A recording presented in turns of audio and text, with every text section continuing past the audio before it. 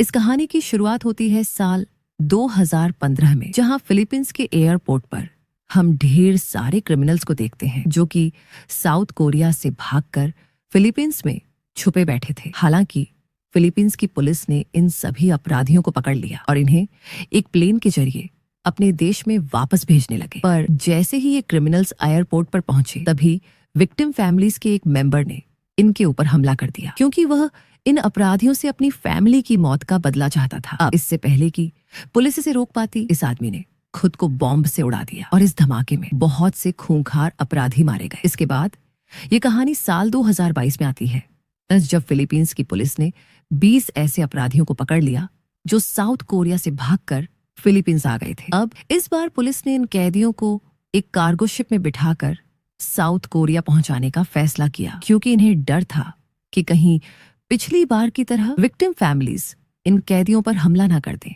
चूंकि ये सभी कैदी काफी खतरनाक थे, इसलिए इन्हें वापस भेजने का मिशन फिलीपींस की स्पेशल फोर्सेस को दिया गया और लीन नाम के एक ऑफिसर को इस मिशन का लीडर बनाया गया। अब इन कैदियों में एक कैदी ऐसा भी था जिसने कुल 20 औरतों का मर्डर किया था और उसे अपने के पर कोई रिग्रेट नहीं था। इस कैदी का नाम था पार्क और ये कैदी इन सभी में सबसे ज्यादा खतरनाक था। जैसे ही पार्क ने लीन को देखा, उसने उसका मजाक उड़ाना शुरू कर दिया। जब लीन ने उसे चुप कराने की कोशिश की तो उसने लीन के मुंह पर थूक दिया। अब यहाँ लीन के सब्र का बांध टूट गया और उसने पार्क की जमकर धुनाई कर दी। इसके बाद हम सोल पुलिस के हेडक्वार्टर्स को देखते हैं, जहाँ डेविड नाम का एक ऑफिसर बाकी लोगों को उनका काम समझा रहा था। दरअसल इनका काम था उस शिप पर नजर रखना जो इन सभी कैदियों को साउथ कोरिया ला रही थी। दूसरी ओर इन सभी कैदियों को 2-2 के पेयर्स में बांट दिया गया और इन्हें अलग अलग सेल्स में बंद कर दिया गया। साथ ही इन कैदियों की निगरानी के लिए हर सेल में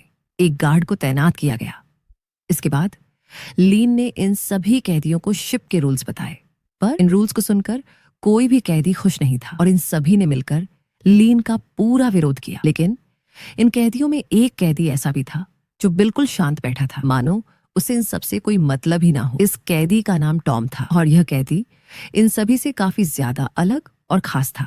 इसके बाद हम शिप के लेडीज कंपार्टमेंट को देखते हैं, जहां सभी फीमेल कैदियों को रखा गया था। इन कैदियों में एक कैदी का नाम था जेनी, जो बहुत ही शातिर और खतरनाक थी। दरअसल जेनी ने अपने हस्बैंड और उसके मॉम डैड का मर्डर किया था और इसलिए जेनी को उम्र कैद की सजा मिली थी। इन फीमेल कैदियों की निगरानी के लिए एक लेडी ऑफिसर को अपॉइंट किया गया, जिसका नाम मैरी था। दूसरी ओर हम शिप पर मौजूद मैक्स नाम के एक डॉक्टर को देखते हैं, जो अपनी असिस्टेंट एला को उसका काम समझा रहा था। दरअसल डेविड ये जानता था कि इतने खतरनाक अपराधियों को इतनी दूर ले जाने में कोई ना कोई हादसा होना तो पक्का है। इसलिए मैक्स और एला को भी इस मिशन में शामिल किया गया ताकि वे शिप पर होने वाली हर एक मेडिकल इमरजेंसी को हैंडल कर सके। जब मैक्स और एला अपनी चीजों को अरेंज कर रहे थे, तब डॉक्टर मैक्स ने चुपके से एक खास किस्म का ड्रग चुरा लिया जो पेशेंट को बेहोश करने के काम आता है। इसके बाद हम शिप के किचन को देखते हैं, जहां ढेर सारे लोग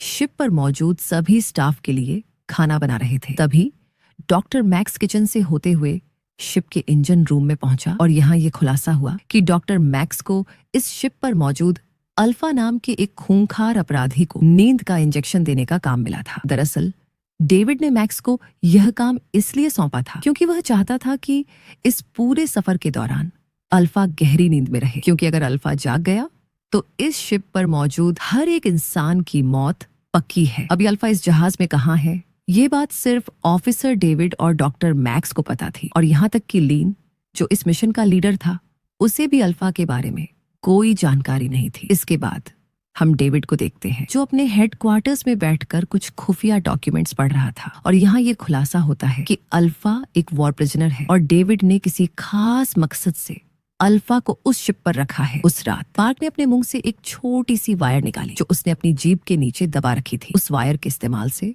उसने अपनी हथकड़ी को खोल दिया और फिर उस वायर को उस दूसरे कैदी को पास कर दिया ताकि वह भी खुद को आजाद कर सके। इसके बाद हम शिप के किचन को देखते हैं, जहां के सभी कुक एक खतरनाक हमले की तैयारी कर रहे थे और यहाँ यह खुलासा होता है कि असल में ये लोग कोई कुक नहीं बल्कि पार्क के साथी हैं।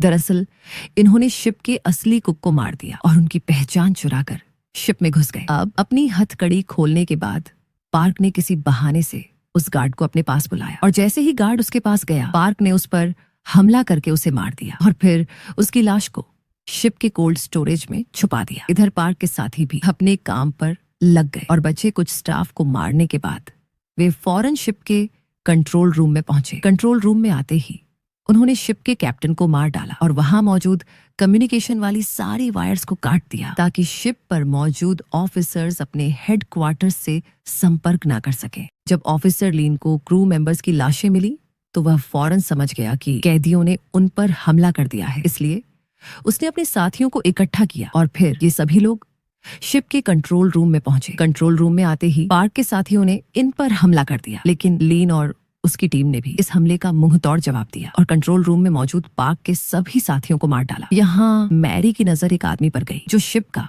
एक क्रू मेंबर था। इस आदमी की हालत काफी खराब थी और वह किसी भी पल मरने वाला था। मैरी ने उससे पूछा, क्या हेडक्वार्टर से संपर्क करने का कोई रास्ता है? इस पर उस आदमी ने बताया कि हेडक्वार्टर से संपर्क करने के लिए वे इंजन रूम में मौजूद सैटेलाइट फोन का इस्तेमाल कर सकते हैं। वहीं दूसरी ओर हम पार्क को देखते हैं जिसने सभी गार्ड्स को मार दिया और शिप पर मौजूद बाकी कैदियों को भी आजाद कर दिया। अब पार्क का प्लान था कि वह इस शिप को हाईजैक करे और इसे किसी दूसरे देश में ले जाए, लेकिन टॉम, जिसे हमने कहानी की शुरुआत में देखा था, उसने इस प्लान में शामिल होने से मना कर दिया और पार्क को समझाया कि उसकी इस गलती के चलते वे सब मारे जाएंगे।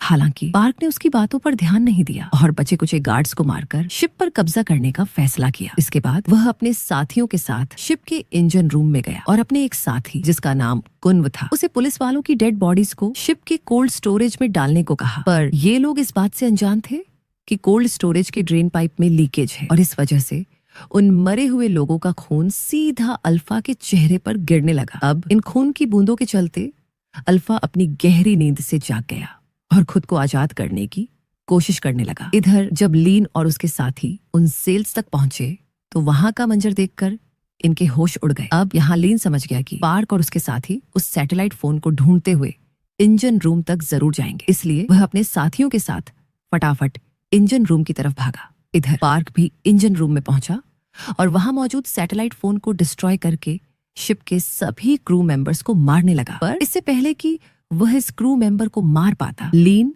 और उसकी टीम वहां पहुंच गई और इन दोनों ग्रुप्स के बीच जोरदार लड़ाई हो गई। इस गोलीबारी में पार्क के बहुत से आदमी मारे गए और यह देखकर बाकी कैदी भी अपनी जान बचाकर भागने लगे। वहीं दूसरी ओर अल्फा ने भी खुद को आजाद कर लिया और शिप के इंजन रूम में आ पहुंचा। हालांकि अल्फा की आंखें सिली हुई थीं, पर वह चीजों की गर्मी को महसूस करके उन्हें देख सकता था। इसके साथ ही अल्फा की स्मेलिंग सेंस भी काफी तेज थी और वह किसी भी नॉर्मल इंसान से कई गुना तेज और ताकतवर था। अब अपने साथियों को मरता देख पार्क ने भी यहाँ से भागने की कोशिश की, पर यहाँ अल्फा उसके रास्ते में आ गया और उसके बाकी साथियों को मार डाला। इसके बाद वह पार्क के पास गया और उसे भी बड़ी बेरहमी से मार डाला। इस खतरनाक मंजर को देखकर वहां मौजूद बचे कुचे लोग अपनी जान बचाकर भागने लगे।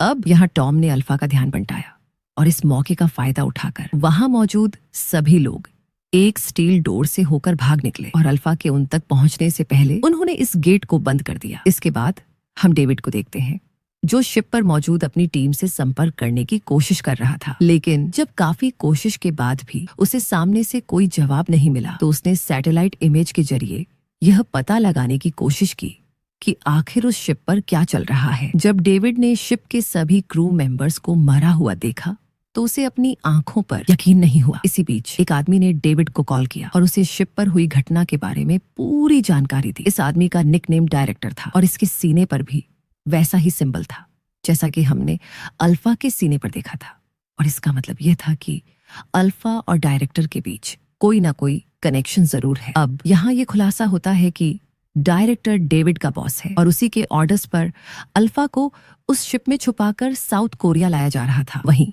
दूसरी ओर शिप पर मौजूद 2 क्रू मेंबर्स लाइफ बोट के सहारे अपनी जान बचाकर भागने लगे, लेकिन इससे पहले कि वे पानी में कूद पाते अल्फा उनके सामने आ गया और इन दोनों को बड़ी बेरहमी से मार डाला। अब एला, जो डॉक्टर मैक्स की असिस्टेंट थी, उसने केबिन के गेट से सब कुछ देख लिया, लेकिन इससे पहले कि वह खुद को बचा पाती अल्फा ने उसके ऊपर भी अटैक कर दिया और उसका गला घोंट कर उसे मार डाला। ये सब देखकर डॉक्टर मैक्स काफी डर गया और उस केबिन से निकलकर भागने लगा। तभी उसकी मुलाकात लीन और उसके साथियों से हुई। और यहाँ लीन ने उसे धमकाते हुए अल्फा के बारे में पूछा। अब यहाँ मैक्स ने कबूल किया कि उसे अल्फा को इंजेक्शन देने के पैसे मिले थे, लेकिन वह ये नहीं जानता कि इतने हाई डोज के बाद भी अल्फा नींद से कैसे जाग गया। अब यहाँ लीन ने अपने साथियों से छुपने को कहा और खुद जिंदा बचे लोगों को ढूंढने निकल गया। इसके बाद हम कुंव नाम के इस कैदी को देखते हैं जो घूमते घूमते शिप के उस पार्ट में चला गया जहां सभी फीमेल कैदियों को रखा गया था। यहाँ कुंव ने जेनी और उसके साथियों को आजाद किया और फिर ये लोग यहाँ से निकलने लगे, लेकिन तभी अल्फा उनके सामने आ गया और इनके ऊपर हमला कर दिया और इस हमले में वहां मौजूद सभी कैदी मारे गए। अब जेनी और कुंव जैसे तैसे करके लिफ्ट तक पहुंचे और यहाँ से भागने लगे, पर तभी अल्फा भी इनके पीछे दौड़ा और कूदकर लिफ्ट के ऊपर चढ़ गया। इन आवाजों को सुनकर ऑफिसर लीन भी उस लिफ्ट तक पहुंचा और जैसे तैसे करके जेनी को उस लिफ्ट से बाहर निकाला, पर इससे पहले कि वह कुंव को बचा पाता इस लिफ्ट की वायर टूट गई और यह लिफ्ट सीधा नीचे जा गिरी और इस हादसे में कुंव की मौत हो गई। अब यहाँ लीन को लगा कि शायद अल्फा भी इस लिफ्ट में दबकर मर गया होगा, पर बेचारा लीन अल्फा की सच्चाई से बिल्कुल अनजान था। इसके बाद उसने जेनी को शिप के कोल्ड स्टोरेज में छुपा दिया और खुद अल्फा से लड़ने चला गया। यहाँ से उसने अल्फा पर गोलियों की बारिश कर दी, पर उस पर इन गोलियों का कोई असर नहीं हुआ। अभी यह लीन ने जैसे तैसे करके अल्फा का एक हाथ काट दिया, लेकिन इसके बावजूद भी अल्फा उस पर भारी पड़ रहा था। थोड़ी देर की लड़ाई के बाद आखिरकार लीन ने हार मान ली और यहाँ अल्फा ने उसे बड़ी बेरहमी से मार डाला। इसके बाद अल्फा जेनी को ढूंढते हुए शिप के कोल्ड स्टोरेज में पहुंचा। अल्फा को देखते ही जेनी वहां मौजूद लाशों के बीच में लेट गई और मरने का नाटक करने लगी। अब यहाँ उसकी किस्मत अच्छी थी क्योंकि फ्रीजर की ठंड के कारण अल्फा को उसकी बॉडी की गर्मी का पता नहीं चला, इसलिए अल्फा ने उसे जिंदा छोड़ दिया और कोल्ड स्टोरेज से बाहर आ गया। वहीं दूसरी ओर हम लीन के बाकी साथियों को देखते हैं जो इंजन रूम के उस कमरे तक पहुंचे जहां अल्फा को रखा गया था और यहाँ इनके साथ टॉम भी था। अब छानबीन के दौरान मैरी को कुछ खास डॉक्यूमेंट्स मिले जिनके हिसाब से अल्फा की उम्र काफी ज्यादा थी और वह पेशे से एक जापानी सोल्जर था जो साल 1943 में एक मिशन को पूरा करने के लिए फिलीपींस आया था। पर बदकिस्मती से फिलीपींस की आर्मी ने अल्फा और उसके साथियों को पकड़ लिया और उन पर तरह तरह के एक्सपेरिमेंट्स किए क्योंकि वे जंग के दौरान सुपर ह्यूमंस की एक फौज बनाना चाहते थे। इधर हम डॉक्टर मैक्स को देखते हैं जिसे एक लैपटॉप में अल्फा के बारे में कुछ जानकारी मिली। यहाँ ये खुलासा होता है कि अल्फा के पास ढेर सारी सुपर ह्यूमन पावर्स हैं और वह किसी भी नॉर्मल इंसान से काफी अलग है। इसके साथ ही अल्फा को ना तो कोई दर्द महसूस होता और ना ही उसकी उम्र बढ़ती। इसके बाद हम साल 1943 का दृश्य देखते हैं जब फिलीपींस आर्मी के डॉक्टर अपने एक्सपेरिमेंट को कंप्लीट करने की खुशी मना रहे थे, पर तभी अचानक से अल्फा होश में आ गया और पूरे लैब में तोड़-फोड़ मचा दी और जिसने भी उसे रोकने की कोशिश की अल्फा ने उसे मौत के घाट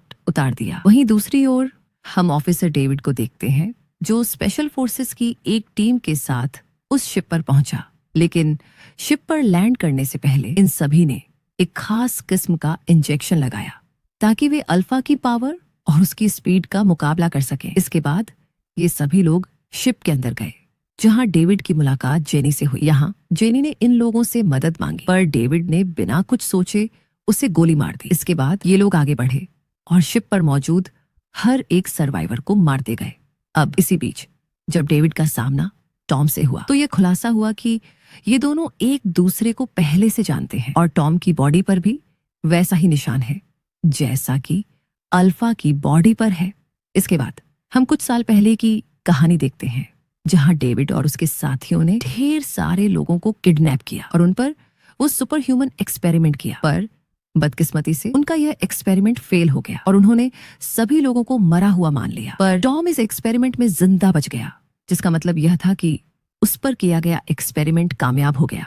अब टॉम जैसे तैसे करके डेविड के चंगुल से बच निकला और अपनी पहचान बदलकर एक नई जिंदगी शुरू की। इसके कुछ सालों बाद टॉम ने एक लड़की से शादी की और फिर इनका एक प्यारा सा बेटा हुआ। इधर जब डेविड को टॉम के जिंदा होने की खबर मिली तो वह उसकी तलाश में लग गया। अब एक दिन जब टॉम घर से बाहर था तब डेविड और उसके लोग टॉम के घर में घुसे और उसकी वाइफ और बेटे को बड़ी बेरहमी से मार दिया। अब अपनी फैमिली की मौत के बाद टॉम पूरी तरह से टूट गया और अपना भेष बदलकर एक अपराधी बन गया ताकि वह भी साउथ कोरिया तक पहुंचकर डेविड और उसके साथियों से बदला ले सके। अब इसी दौरान अल्फा इनके सामने आ गया और डेविड और उसके लोगों पर हमला कर दिया। यहाँ डेविड ने भी वह इंजेक्शन लगाया ताकि वह अल्फा का मुकाबला कर सके। अब एक लंबी फाइट के बाद डेविड ने अल्फा को दबोच लिया और उसे जान से मारकर उसकी कहानी को खत्म किया। अब अल्फा को मारने के बाद डेविड सीधा टॉम से भिड़ गया और इन दोनों के बीच जोरदार लड़ाई हो गई। यहाँ डेविड ने टॉम को याद दिलाया कि उसने कितनी बेरहमी से उसके परिवार को मारा था। ये सुनते ही टॉम गुस्से से पागल हो गया और डेविड को जख्मी करके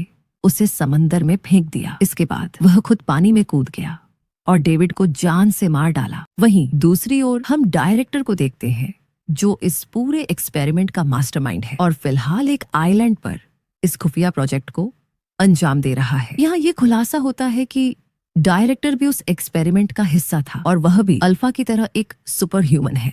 सुपर पावर्स मिलने के बाद उसने एक सीक्रेट ग्रुप बनाया और इस एक्सपेरिमेंट को कंटिन्यू किया क्योंकि वह सुपर ह्यूमंस की एक फौज बनाकर इस पूरी दुनिया पर राज करना चाहता था।